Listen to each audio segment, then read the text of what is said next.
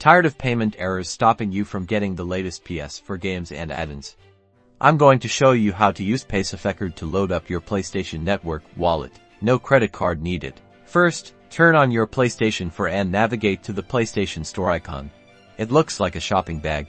Once the PlayStation Store loads, scroll down the left-hand menu until you find the Redeem Codes option. Select it. You'll see a field where you can enter a 12-digit code. Don't enter your Paysafecard PIN here. This is only for PlayStation codes.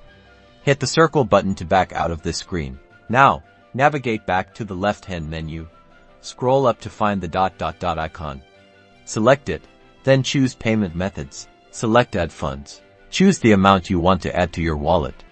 Make sure this amount is available on your Paysafecard, or slightly less due to potential exchange rates. Now, select Paysafecard as your payment method. If it's not listed, make sure your region supports it. You may need to adjust your PS and account region to one that does. A new window will pop up. Enter the 16-digit PIN from your Paysafecard. Double-check that you entered it correctly, then confirm the payment. And that's it. Your funds have been added to your PSN wallet.